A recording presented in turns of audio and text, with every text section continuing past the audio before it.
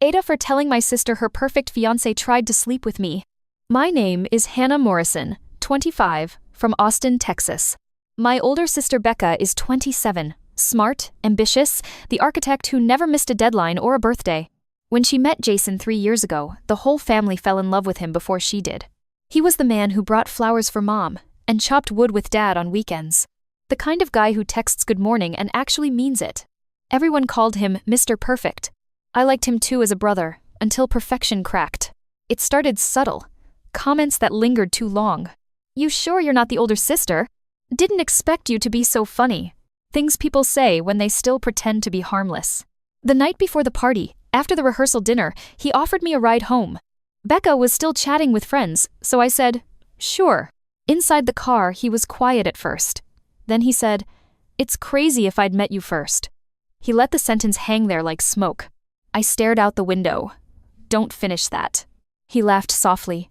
"Relax, I'm kidding." But the way his eyes lingered on me was no joke. When he dropped me off, he said, "Let's keep this our little moment, okay?" And left. An hour later, the message buzzed on my phone. Then another. Then a heart emoji. I didn't sleep that night. Morning light felt cruel. Becca walked in, ring catching the sunlight, grinning. "He's making pancakes for Dad. Can you believe it?" I could believe it. That was the problem. All day I debated.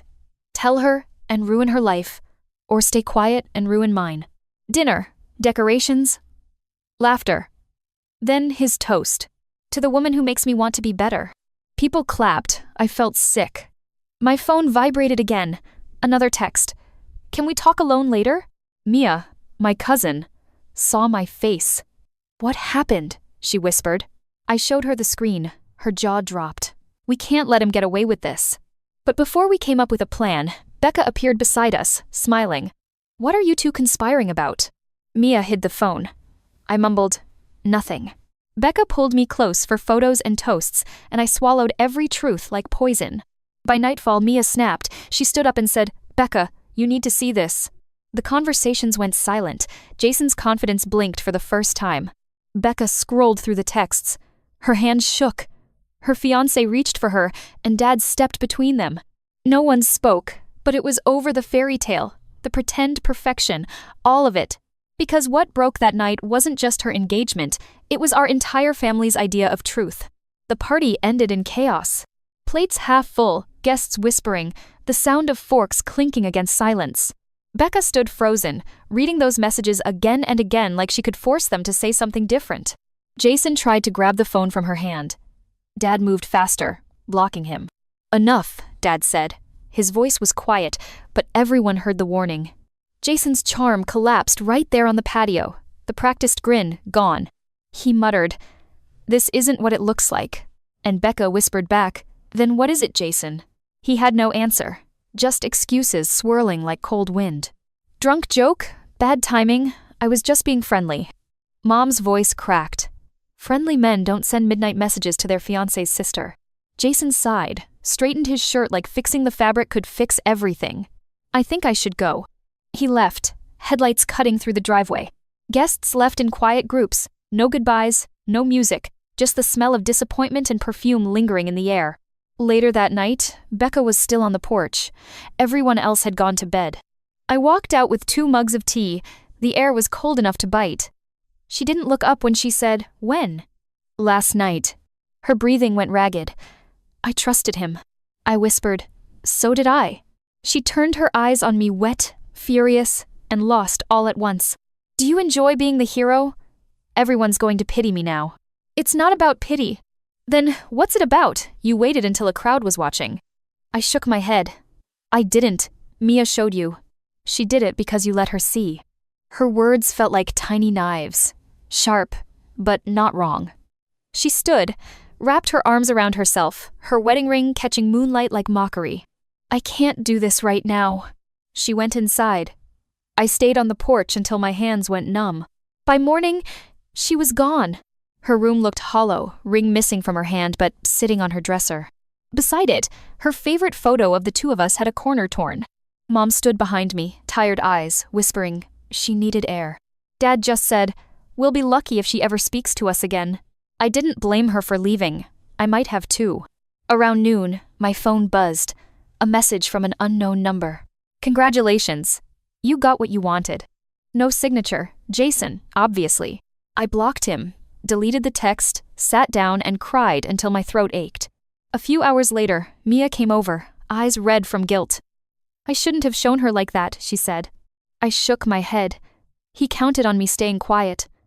One of us had to ruin his fantasy. She placed a small envelope on the table. Someone sent this to Mom's house before I left. Inside was a printed screenshot Jason deleting messages, but whoever sent it had captured the deletions before they vanished. Proof. Real proof. Mia said softly.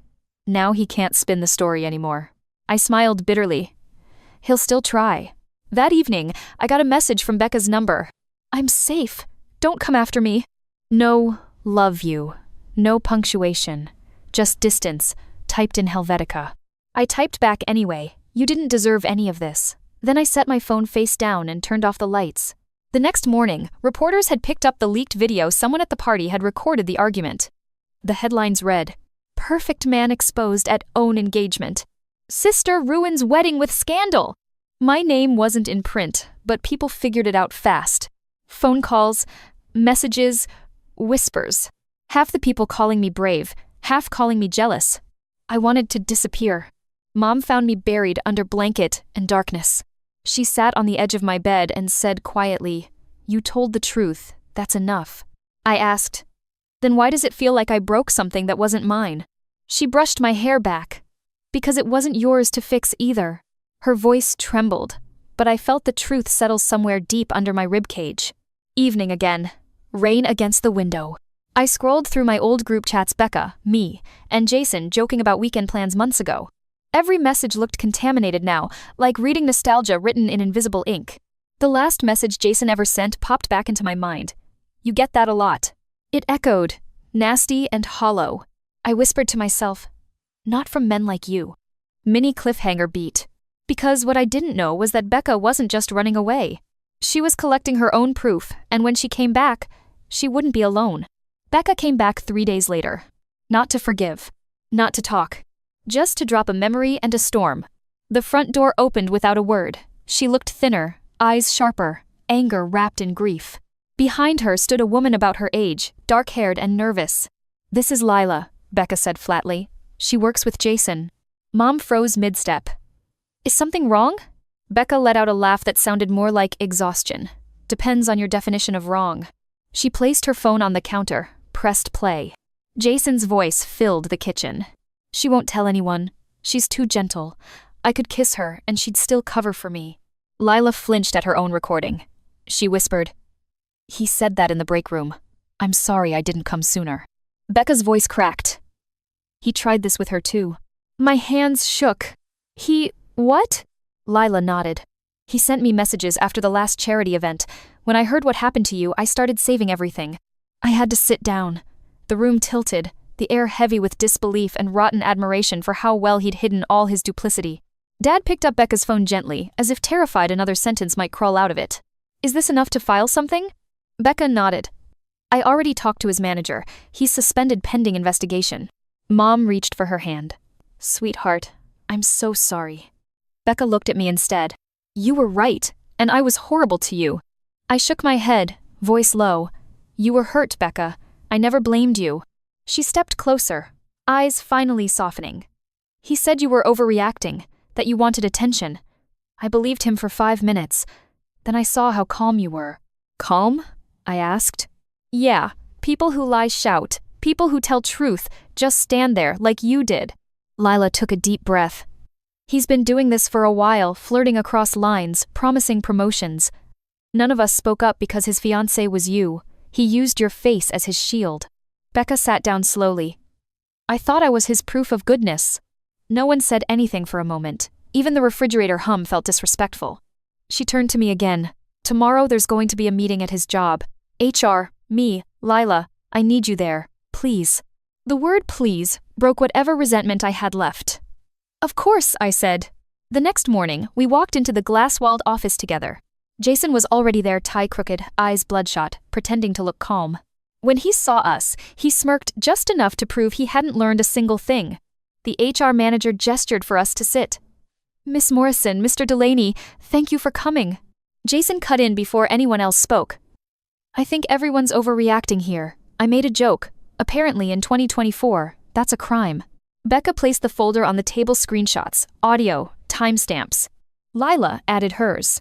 Then I added mine. For the first time, Jason had no lines ready.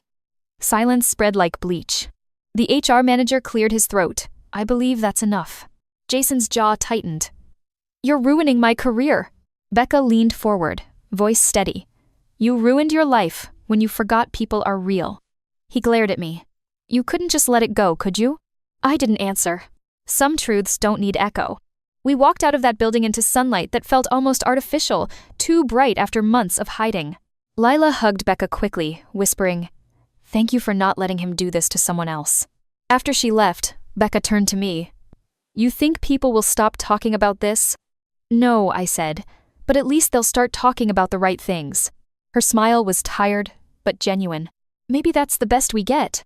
That night, I found her sitting on the couch with boxes of wedding decorations, the ones she hadn't thrown away yet. She opened a box, took out the invitations, and started tearing them gently, one by one. I don't want reminders, she said, just lessons. We sat together in silence, paper shreds piling between us like snowfall.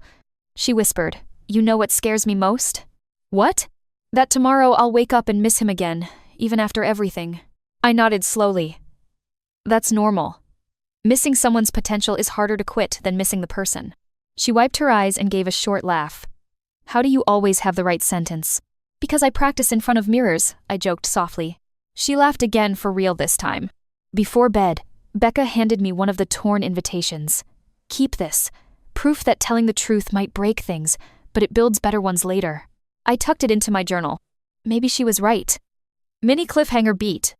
Because a week later, an unexpected letter arrived at our house signed by someone who'd been silent until now, Jason's mother.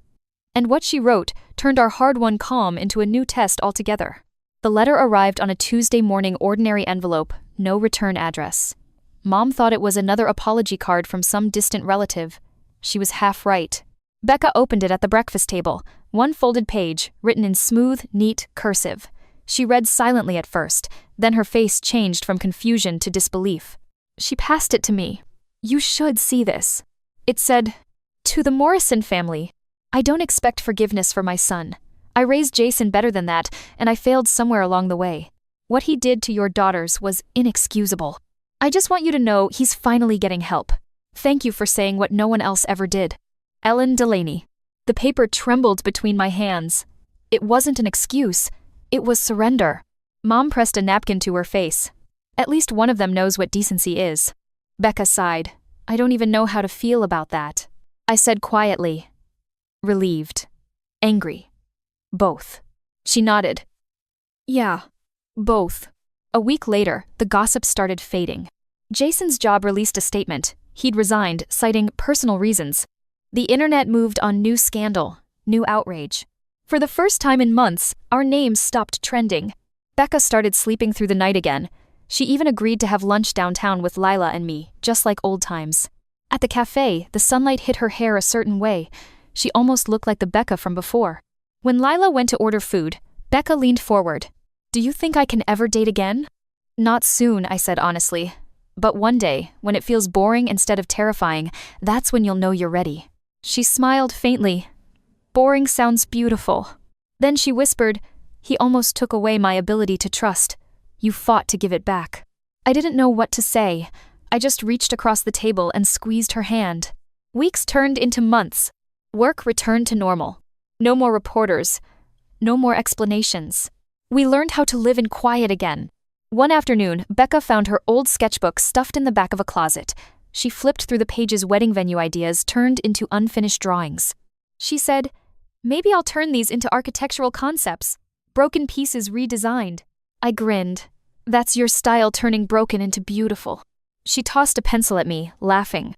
For the first time, the house sounded alive again. Then one evening, Dad called us into the living room. On the news. Footage of Jason walking into a courthouse. Reporters shouting. Charges of harassment from multiple women. Lila had courage. Others came forward after her. Becca stared at the screen, expression unreadable. "He's finally facing it," she whispered. "Do you want to turn it off?" Mom asked. "No," Becca said. "I want to see it end." The camera caught him looking smaller than we remembered, shoulders hunched, eyes hollow. For a blink, pity flashed through me. Then I remembered every text, every excuse, every tear. No pity left, just closure. After the broadcast, Becca leaned against the doorway and said, "You know what's weird? I don't feel revenge, just rest." "That's what peace feels like," I said. "It's quiet." We went outside, the air cool and honest. She smiled at the stars. "Do you think I'll ever trust myself again?" I ignored every warning. "You didn't ignore them," I said. "You believed a lie that was designed to look like love. That's not weakness, that's humanity." She whispered, "That feels like forgiveness." For him? For me. The following Sunday, we returned to that same restaurant where the public engagement had once been planned. This time there was no crowd, no decorations, just a normal dinner. The hostess asked if we were celebrating anything. Becca smiled slightly and said, "A fresh start." While we waited for our food, she looked out the window. "Do you ever wish you could erase it all?" she asked. "No," I said. "If I erased the pain, I'd also erase the strength that came after." She nodded. "Guess that's what healing really is." People at neighboring tables laughed, music played softly. Life kept going. And inside that noise, we found our quiet again. Before bed that night, I noticed a message request on social media from an unfamiliar profile picture, a young woman. It read, "I saw your story months ago. Because of it, I left someone like him. Thank you."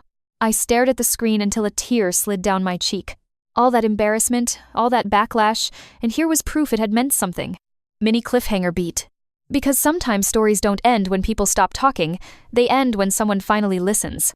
Spring finally let go of winter. The air smelled like wet grass and new beginnings. Becca moved into a sunlit apartment downtown, white walls, big windows, plants she actually kept alive. She called it the rebuild. I helped her unpack on a Saturday. Every box was labeled with her handwriting: kitchen, books, future.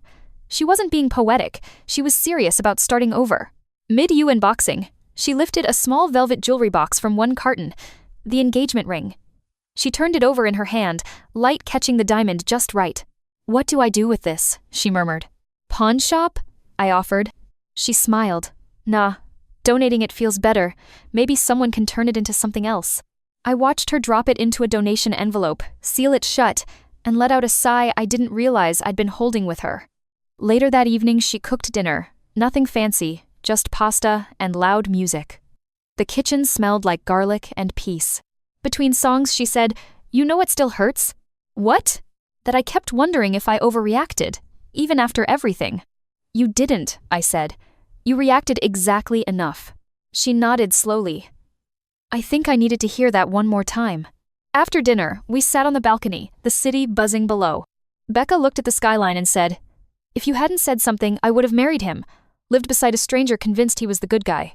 I whispered, "Then maybe your little sister was finally useful for once." She laughed, tossing a pillow at me. "You're ridiculous." Silence followed, comfortable this time. We watched traffic lights blink red, yellow, green, like distant signals of things moving forward. "Do you ever regret it?" she asked suddenly. "Telling you?" "Yeah." I thought for a second. Regrets are like smoke. You can't hold them, but you still cough for a while. She smiled, tired, but proud. "That's your most dramatic metaphor yet." I shrugged, occupational hazard of being the family storyteller. That night, I got home and opened my journal, the same one where I'd taped the torn invitation months ago. I wrote, "Truth burns first, then it lights your way." As I wrote the last word, my phone rang.